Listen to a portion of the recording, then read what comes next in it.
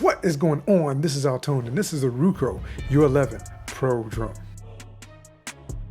So let's go ahead and take a look at what comes with it. First thing in the box is the carrying case, not one that I would actually stand on or put any pressure on, but it absolutely keeps your drone batteries, all of your extra props, everything dealing with your drone pretty much together in one case where you can easily access it. And then of course in the case you have the Ruko U11 Pro Drone, the transmitter, controller with built-in battery, a detachable phone holder, 2 batteries with 26 minutes of flight time, which I've been able to test and that's pretty accurate, 2 USB to USB-C charging cables, an Allen wrench, a full set of extra props with mounting screws, an instruction manual, a quick start guide, and a disclaimer and safety guideline document. And for the specifications of this little drone, it has a shock-mounted 4K camera with a remote angle adjustment. It records 4K, level 5 wind resistance, built-in GPS with return to home feature and position hold. It can take an micro SD card class 10 with a max capacity of 32 gigs. The takeoff weight is 281 grams, and that's accurate based on me weighing it myself.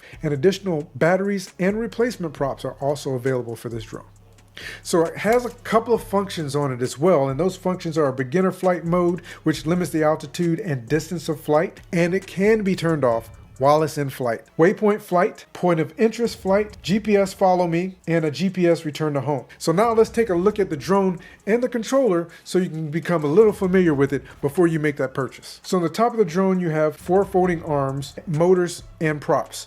And these motors are brushless motors. On the front you have a shock mounted 4K camera with remote adjustable viewing angle. On the sides you have your battery release buttons, which are actually a part of the battery themselves and not necessarily a part of the drone. At the rear, you have a LED status indicator light. On the bottom, you also have 2 status LEDs on the front arms, your SD card slot, your battery and battery bay, and on the battery itself, it has the power switch, the battery level LEDs, and then you have a couple of soft landing pads on the bottom of the drone as well. So now let's take a look at the remote. On the front of the remote, you have your control sticks, you have your power switch, LED indicators, your return to home button, your GPS button, a follow me mode button, point of interest mode button, and a speed switch. On the top of the remote, you have your fold out antennas, your camera angle wheel, a USB-C charging port, a video/photo button, and then on the back you have your phone holder